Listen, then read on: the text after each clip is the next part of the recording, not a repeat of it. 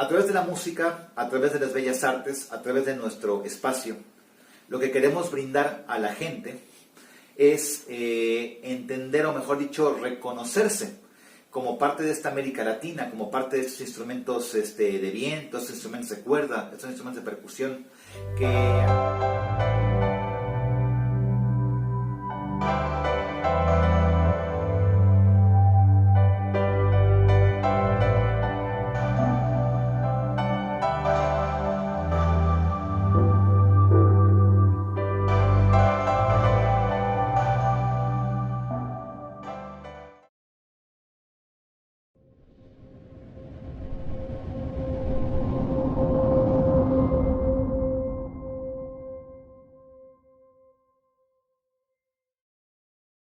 ¿Qué tal? Buenas noches. Hoy jueves 7 de octubre de 2021 presentamos la emisión 49 de Diálogos y Debates, un espacio creado para dialogar sobre temas de la actualidad regional, nacional e internacional y debatir sobre diversos temas que merecen ser puestos en tensión. En la sección Memoria Histórica de Nuestra América, recordamos que el 9 de octubre de 1967 muere asesinado en Bolivia Ernesto Che Guevara. Hoy, a 54 años de su muerte, recordamos con Ana Lluvia el legado de este revolucionario universal. En la segunda sección pasamos revista a las noticias que trascienden la coyuntura. En la sección de Diálogos y Debates dialogaremos sobre la iniciativa de reforma energética enviada a la Cámara de Diputados por el presidente López Obrador el día 30 de septiembre pasado.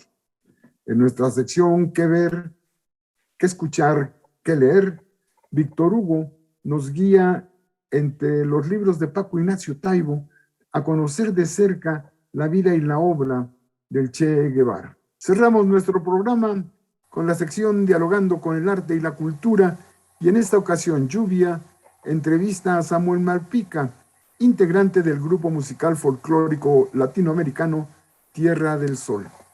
Quédese con nosotros en los próximos 50 minutos y sin más, vamos a recordar con Ana Lluvia el legado del Che Guevara.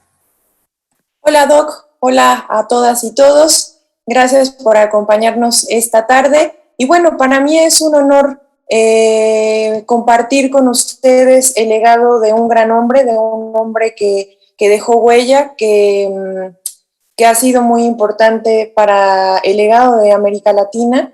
Y bueno, quisiera comenzar compartiéndoles una poesía de Silvio Rodríguez que se llama Tonada del Albedrío. Dijo Guevara el Hermoso, viendo al África llorar, en el imperio mañoso nunca se debe confiar. Y dijo el Che legendario, como sembrando una flor, el buen revolucionario solo lo mueve el amor.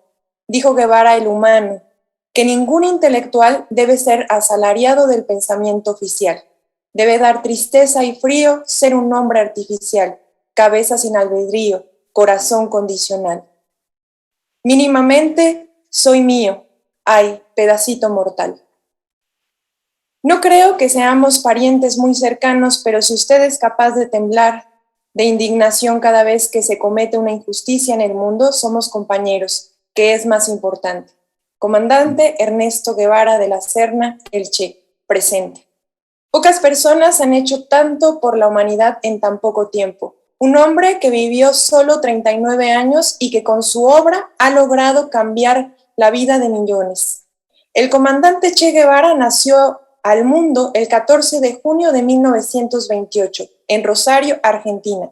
A lo largo de su infancia, nutrió su espíritu con lecturas clásicas, pero el asma que padecía le obligaba a procurar no fatigarse.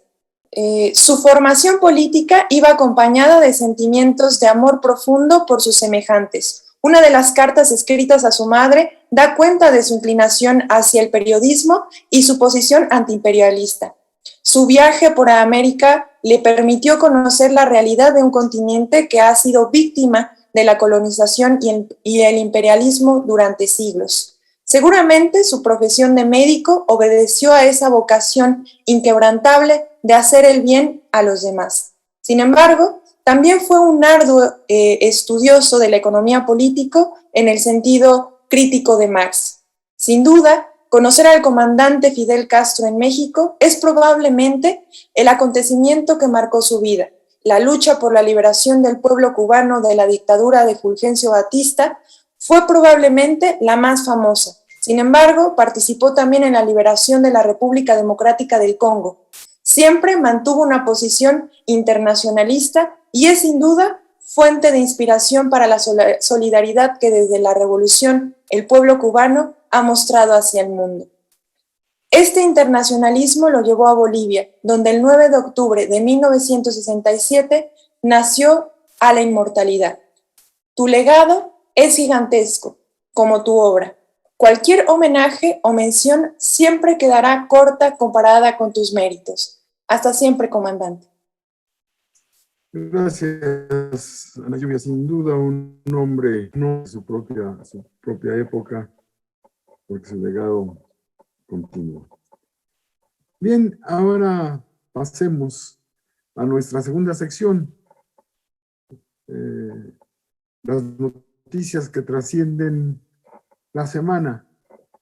Esta semana que ha sido rica en noticias y que cuesta trabajo decidir cuáles son las que trascienden la coyuntura, porque son muchas las que lo pueden hacer. Marco Antonio Moreno, te escuchamos. Gracias, doctor. Buenas noches a todas y todos los que nos ven y nos escuchan.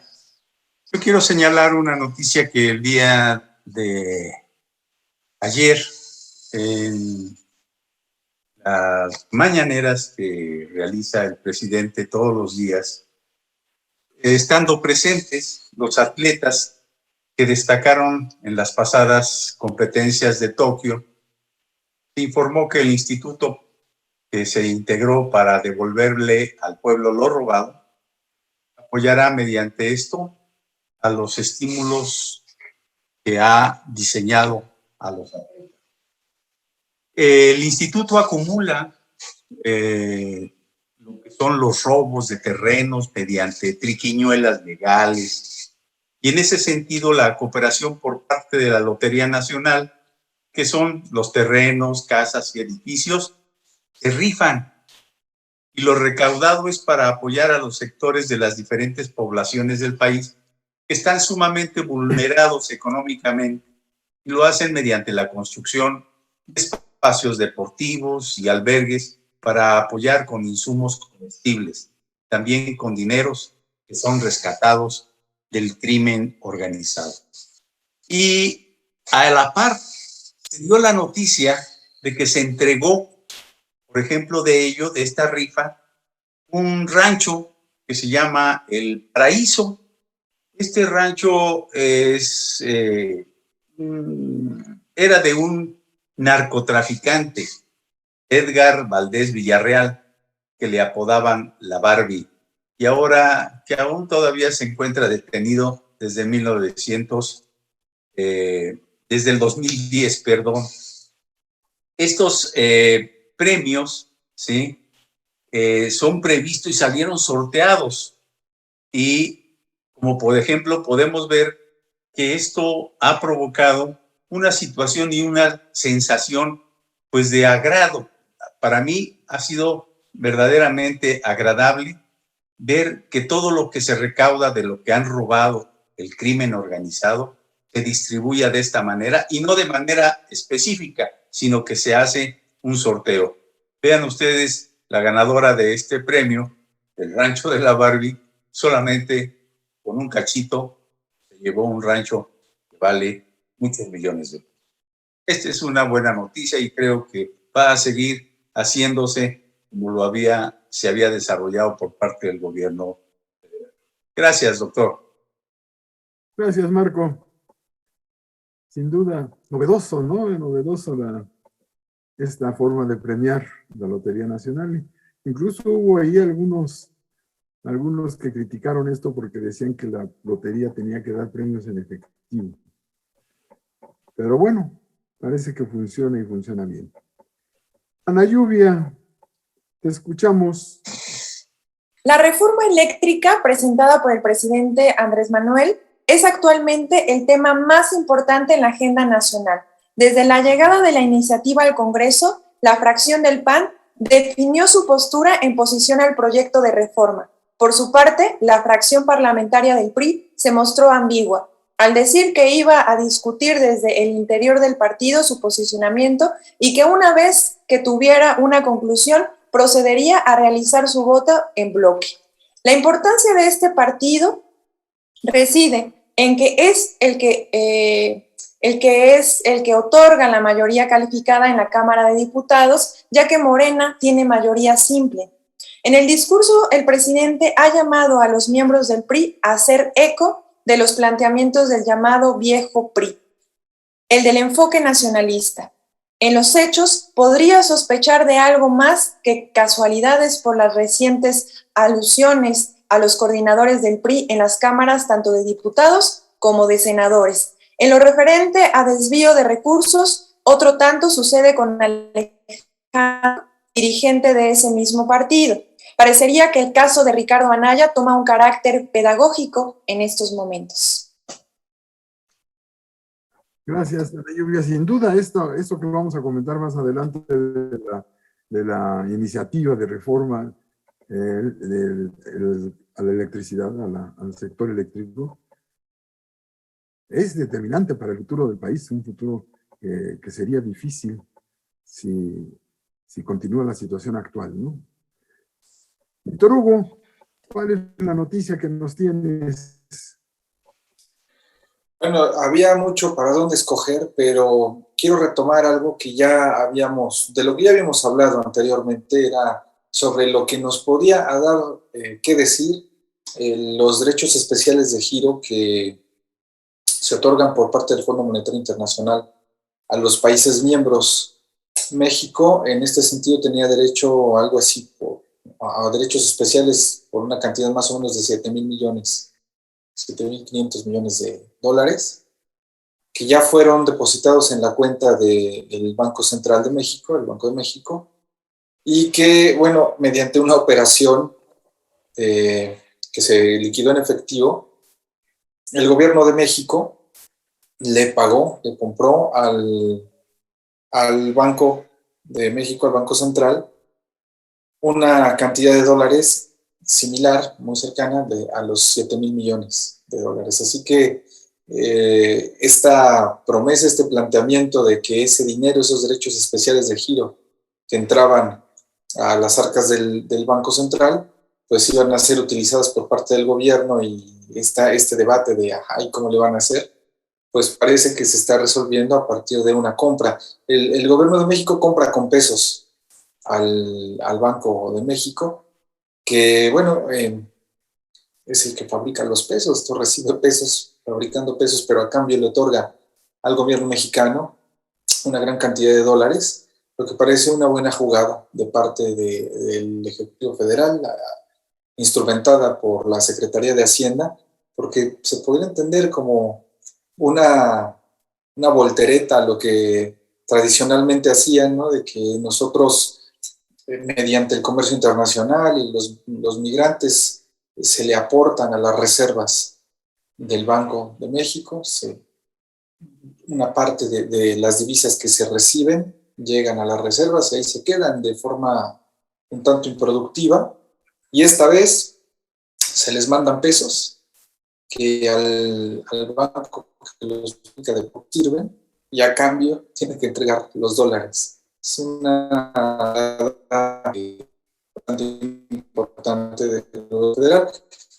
Sin embargo, ha dado bien especulación en los mercados. De hecho, en la conferencia matutina de ayer se trató un poco el tema. El presidente lo evadió, no porque no quisiera contestar o falta de transparencia, sino por no alimentar la especulación que se ha dado en el mercado de divisas en México.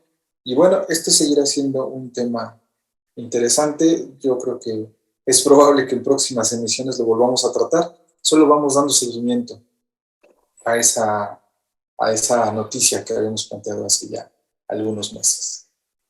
Sí, sobre todo que se reduce la deuda externa, ¿no? La deuda del país con el exterior, y la disminución que esto implica en los intereses puede servir para los programas sociales que requieren todavía bastante ejercicio, porque muchos de esos programas sociales están basados en la transferencia de recursos financieros. Gracias, Víctor, sin duda una nota que para seguir comentando. Bien, pues vamos ahora a la presentación de este debate, de estas reflexiones sobre la iniciativa de reforma energética enviada a la Cámara de Diputados por el presidente Andrés Manuel López Obrador el 30 de septiembre pasado, exactamente la mitad de su sexenio. Como parte de la reestructuración del sector energético, el presidente de la República, Andrés Manuel López Obrador, a la mitad de su sexenio, el último día de septiembre, envió a la Cámara de Diputados una iniciativa de reforma a los artículos 25, 27 y 28 constitucionales, con la idea de que el Estado asuma el control del sector eléctrico y otorgar a la Comisión Federal de Electricidad la capacidad de producir y distribuir el 54% de la demanda nacional de energía y asignar el resto a la iniciativa privada. Es decir, no se trata de expropiación ni nacionalización, sino de ordenar el mercado y darle a la Comisión Federal de Electricidad el lugar que se necesita en el proceso de desarrollo autónomo independiente del país. Asimismo, y esto es fundamental, la iniciativa establece el control estatal sobre el litio, el nuevo oro blanco, elemento químico usado en la fabricación de baterías eléctricas recargables usadas en los vehículos a propulsión eléctrica y en los teléfonos móviles. De ahí su importancia futura. La demanda que se hará de litio será creciente. Sobre este tema reflexionan nuestros panelistas. Marco Antonio, ¿qué nos dices de esta iniciativa? Gracias, doctor. Bueno, yo creo que hay algo que se señala reiterativamente en el sentido de que no se conocen exactamente cuáles son esta situación de esta iniciativa que ya entregó y que efectivamente, como usted señala, doctor, se plantea de que la Comisión Federal de Electricidad sea la que generará por lo menos el 54% de energía eléctrica del país y que el sector privado produzca el 46%. Hasta el día de hoy, por ejemplo, la Comisión Federal de Electricidad únicamente participa en el mercado eléctrico con el 38% de la energía que se genera y consume en el territorio nacional. Y la iniciativa privada abarca el 62% del mercado. Esta postura, algunos periódicos nacionales dicen que se va a provocar un problema bastante grave, que va a haber deterioro, que va a subir el precio de la energía eléctrica, la luz, etcétera, etcétera. En realidad no es otra cosa más que generar un equilibrio, pero al mismo tiempo, en este sentido del equilibrio, el que se trata de que sea el Estado el que tenga el control de la generación de la energía eléctrica. En esta iniciativa también el Centro Nacional de Control de Energía se reincorpora a las funciones de la Comisión Federal de Electricidad y la Comisión Nacional de Hidrocarburos, tanto la Comisión Reguladora de Energía, se eliminan estructuralmente y esas atribuciones serán integradas a la Secretaría de Energía, la CENER. Bien, pero aquí hay otra situación. algo que tiene que ver con la cuestión que se encuentra actualmente en términos de la transmisión de la energía eléctrica. El sector privado no paga por esa función, no paga el que se transmita la energía correspondiente. Es una situación de concesión que dieron los gobiernos neoliberales, y esto pues obviamente afecta muchísimo, porque qué chistosos, ¿no? Ahora todo para acá, ¿sí? Nada para allá, y además ahora con un proceso de reforma, pues yo creo que es algo que para ellos implica el riesgo de perder.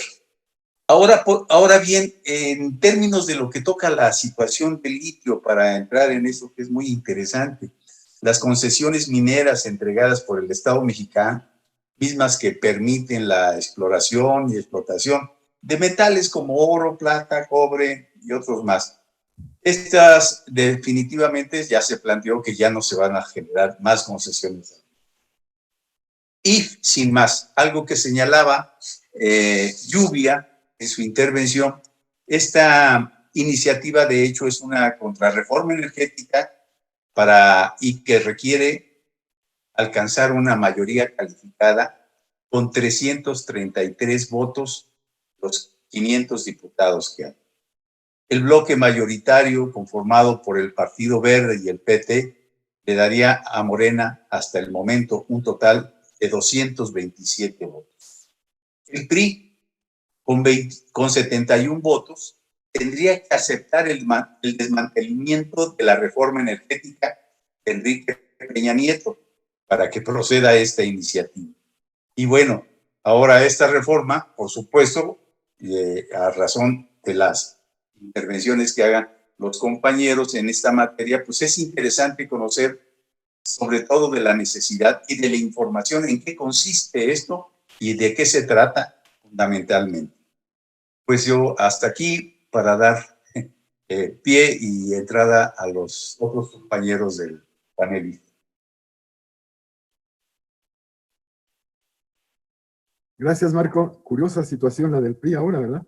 O va al nacionalismo revolucionario con Cárdenas, con López Mateos, que nacionalizó la industria eléctrica, o al neoliberalismo de Peña Nieto. Esto, es decir, eran gobiernos de su propio partido, del PRI, de su partido. Curioso, curioso. Víctor Hugo. Hola, pues yo creo que sí, en términos del discurso hay un debate dentro del PRI entre si regresan al nacionalismo o se mantienen en la senda neoliberal que ellos inauguraron con Carlos Salinas de Gortari, y se despegan del PAN, que finalmente terminó por absorberlos. Nosotros ponemos atención a los resultados de las votaciones, nos vamos a dar cuenta que en realidad es el PAN el que se comió al PRI. Y esto se nota en las boletas hasta apenas, y en los perfiles que presentaron para candidatos, que la mayoría son panistas, aunque iban en coalición, pero ya la absorción de la ideología panista por parte del PRI, pues sí viene desde Carlos Salinas de Gortari. Entonces esto es importante. Yo creo que en términos del discurso, son pocos los priistas que están en capacidad de defender el nacionalismo, o los que están dispuestos, más que en capacidad, que están dispuestos a defender. Pero hay otro punto importante que ya mencionaba la compañera Lluvia, que está relacionado con esos mensajes, ¿no?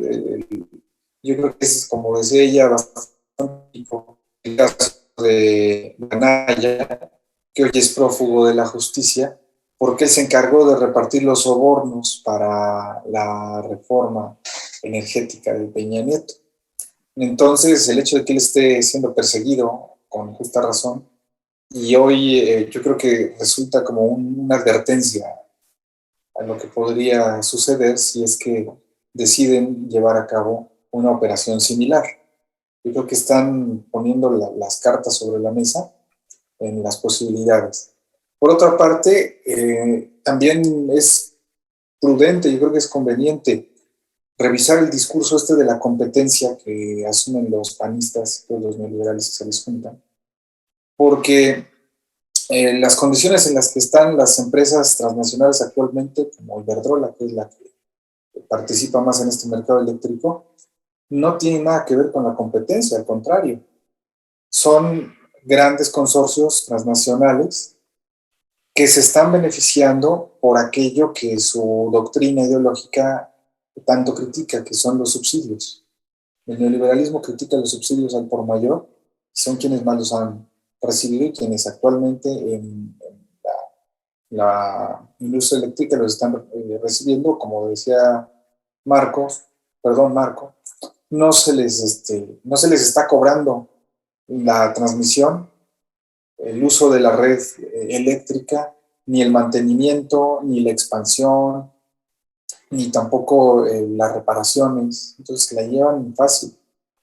Y además, el privilegiar a la energía eólica o a la fotovoltaica tiene consecuencias también para el bienestar de la población.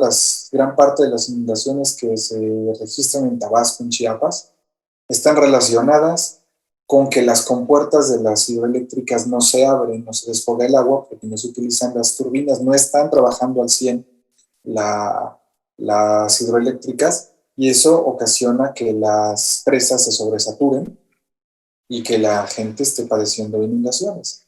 Entonces aquí un manejo cuidadoso de la información, un manejo real, como el que el presidente también ayer advertía en la mañanera, si se hace pública toda esta información que en gran medida se desconoce, se llevarían una buena arrastrada estas empresas, porque lo que hacen, además de resultar inmoral y de resultar un robo, genera mucho sufrimiento al pueblo, y es importante que se diga esa información. Gracias, Víctor Hugo. Sí. Sin duda importante. Ana Lluvia. Gracias, Doc. Escuchamos.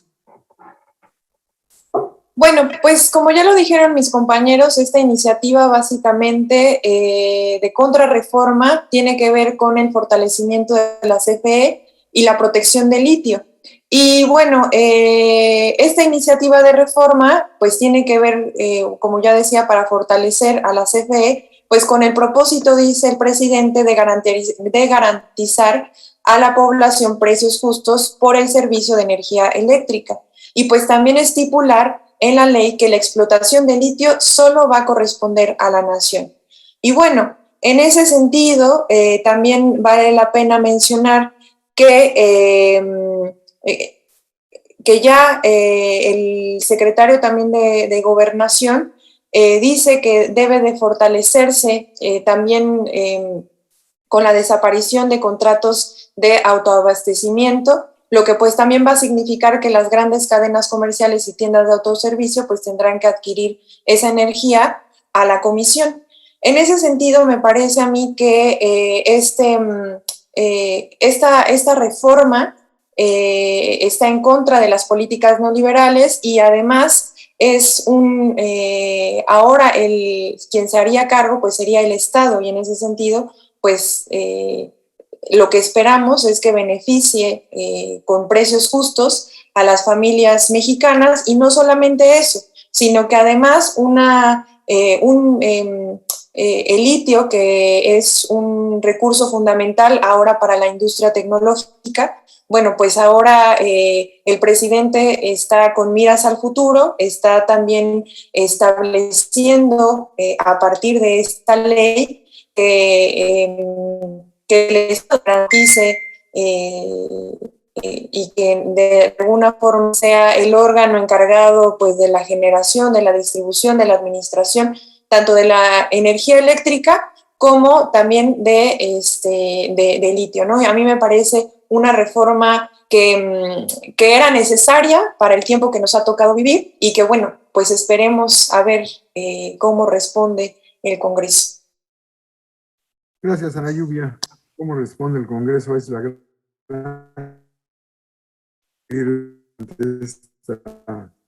estos meses, ¿no? cómo va a responder el Congreso. Y curiosamente, la decisión parece que va a estar en el PRI, porque aunque no son mayoría y tienen pocos diputados, esos son los que hacen la diferencia entre la mayoría calificada y la mayoría simple. Gracias, Ana Lluvia. Pues muy bien, este tema va a seguir prestándose a fuertes debates, pero qué bueno que terminan también esos con las empresas privadas que les tenían que comprar la energía que producían ellos para después enviarla al sistema para satisfacer la demanda. La Comisión Federal de Electricidad con esto pagaba precios exorbitantes, más allá de los costos reales de las empresas. Bien, pues vamos ahora a nuestra sección de qué ver, qué oír, qué escuchar. Y el día de hoy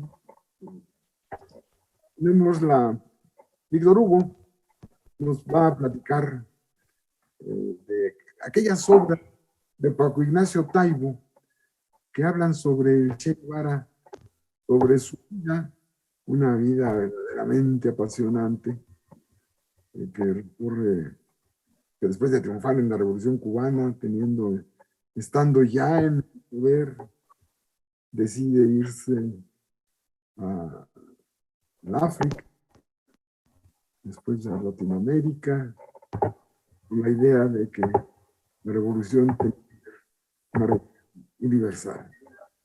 Bien, Víctor Hugo, te escuchamos con esta aportación. Gracias, Doc. Bueno, no pretendo hacer un relato de una obra tan buena como las que ha escrito Paco Ignacio Taibo II. Además, parafrasear a Paco Ignacio resulta bastante complicado porque cualquier cosa que uno pueda decir se queda corta respecto al estilo narrativo que él tiene. Pero lo que sí es importante, lo que sí me gustaría resaltar, es el consejo que nos da el propio Paco Ignacio para leer su obra, y que es muy útil, porque Paco Ignacio nos dice, al Che hay que tratarlo siempre en tiempo presente. O sea, hablar del Che en tiempo pasado, anquilosar ese legado de este gran personaje, es peligroso porque el hacerle una estatua de piedra, de cualquier material que está así todo tieso, es terminar con el legado del Che. A él hay que tratarlo en primera instancia como algo presente, algo que se sigue dando. Olvidarse también de esta actualización que se da del Che a través de artículos mercantiles, o sea, tomar al Che como una simple playera o como una moda, la barbita, la boina, el puro o la pipa, también resulta peligroso porque nos pone en la tentación de convertirlo en un producto más de este capitalismo rampante. Entonces, la lectura de la obra de Paco Ignacio, en general, pues es en sí misma una invitación a hablar del Che, y no solo de él, sino de personajes históricos que han tenido ese legado, con ese peso, igual que lo tuvo, por ejemplo, el comandante Fidel. Hablar de ellos en tiempo presente, hablar de ellos en presente continuo, es respetar su legado. Y bueno, conocer los hechos que marcaron su vida y cómo han influenciado a la historia contemporánea es el objetivo de la obra de Paco Ignacio. Les dio a leer la obra que Paco Ignacio ha escrito referente a la vida de Ernesto Guevara de la Serna, el Che. Y bueno, también por ahí échense una vuelta en YouTube a ver los documentales que el propio Paco Ignacio ha elaborado respecto al Che, y que pues mantener vigente este legado de ese gran personaje guerrillero y un ejemplo de lo que debe ser el hombre nuevo, aquel que sea capaz de temblar de coraje, de enojo ante la injusticia, y ese es el principal legado. Y bueno, por eso hago la invitación a leer la obra de Paco Ignacio, donde habla del comandante Ernesto Guevara. Gracias, Víctor. Bien, cerramos nuestro programa con algo que hemos estado esperando. Es decir, ¿quiénes sostienen la música latinoamericana? Queremos saber y disfrutar de aquella música latinoamericana que hubo en los 60, los 70 y que paulatinamente se ha pretendido que se nos olvide, que no la recordemos, que no la cantemos, que no la vivamos en aras del comercialismo que niega la canción alternativa, que niega las expresiones populares. Por eso, integrante del grupo musical folclórico latinoamericano Tierra del Sol, por favor, Samuel Malpica, bienvenido.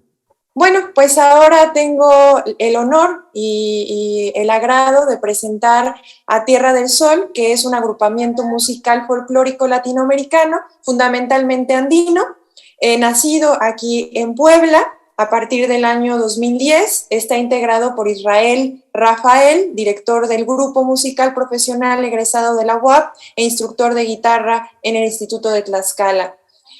Rodrigo Berra Sosa, intérprete del charango y la guitarra, Julieta Bota Landini, la voz del grupo, contralto original y percusionista versátil, Óscar Aguilar Flores, músico autodidacta y sobresaliente intérprete de la quena o flauta de los Andes, Rubén Garibay, excelente folclorista y jazzista de talla internacional, director además del conjunto Negro Son, además de Samuel Óscar Malpica, aerofonista andino de larga trayectoria. Este conjunto se ha presentado desde su formación en un sinfín de eventos y sitios que van del Complejo Cultural Universitario al Centro Mexicano Libanés de la Ciudad de México, a Cuetzalan, la Peña Universitaria, a la Casa del Mendrugo, etcétera, ¿no? Incluso en manifestaciones culturales de tinte social, como el caso de los 43 desaparecidos de Ayotzinapa, o por la Cuarta Transformación de México, llevado para todo su público una amplia gama de sonidos, ¿no? Evocaciones y saberes que pretenden no únicamente satisfacer una ansia artística alternativa, sino también fortalecer a una resistencia cultural del conformismo y la inconsciencia indignante, se niegan a desaparecer. Bueno, pues doy la bienvenida a Samuel con esta muy breve presentación, porque bueno, son un grupo que siempre ha acompañado a algunos movimientos sociales. Yo los conozco porque pues se han presentado junto con compañeros en los movimientos, porque nos comparten su música, sus saberes y sobre todo su posición política. Te damos la bienvenida, Samuel. Bien, quisiera preguntarte en esta hora de la tarde un poco que nos contaras sobre por qué esta música, ¿no? ¿Por qué ustedes se presentan en estos lugares populares, ¿no? ¿Por qué esta intención de llevar a estos lugares, digamos, de lo popular, su música, sus canciones, el compartirnos no solamente esta música tan hermosa, sino también un posicionamiento político que logre también como descolonizar el pensamiento y también pues descolonizar de esta mercadotecnia que avasalla a partir de la imposición de una cultura, ¿no? Mercantil.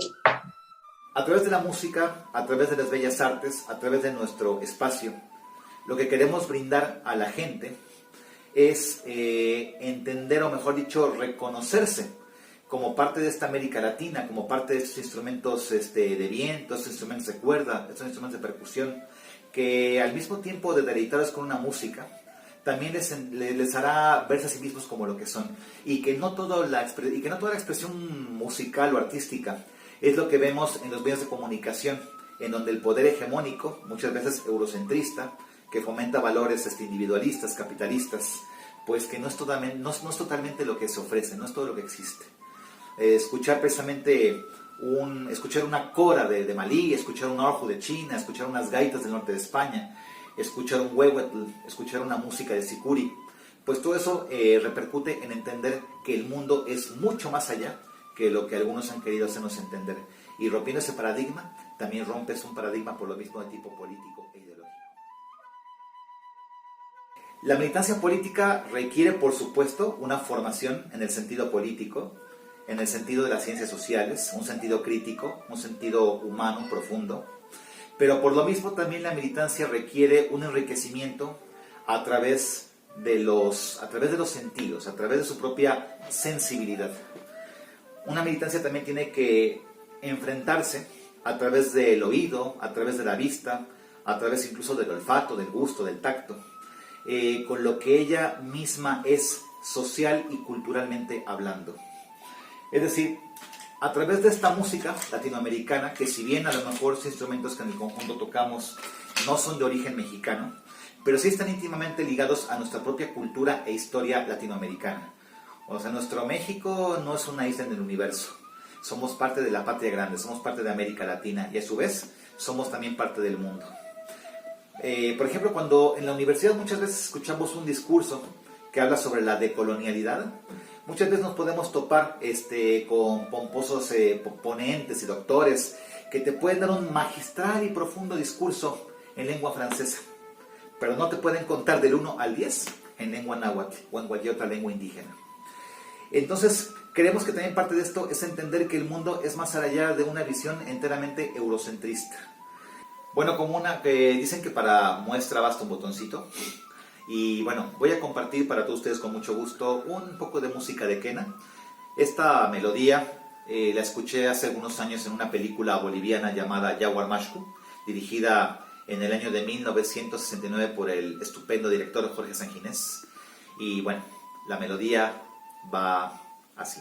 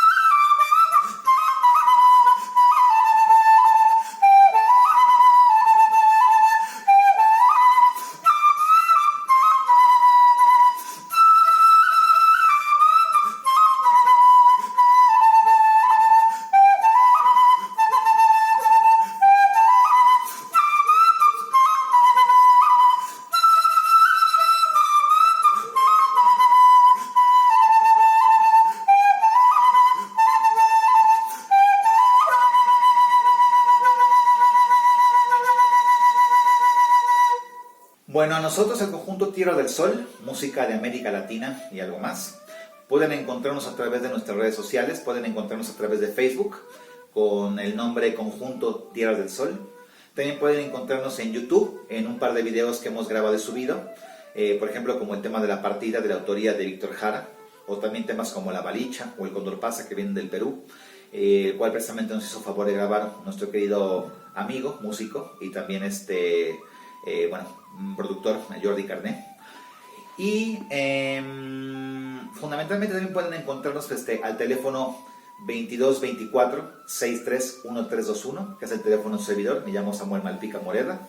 Y pues espero que esta pequeña intervención acerca de la relación entre la música, la militancia política y la conciencia político-social haya servido de algo.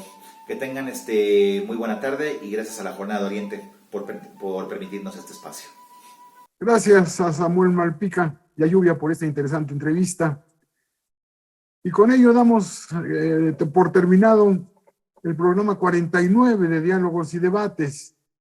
Gracias por su atención y lo invitamos a que la próxima semana, el jueves a la misma hora, nos escuche por este mismo canal de la Jornada de Oriente. Y además lo invitamos a que los jueves, en la jornada digital, lea usted los trabajos de quienes hacemos diálogos y debates. Gracias, buenas noches.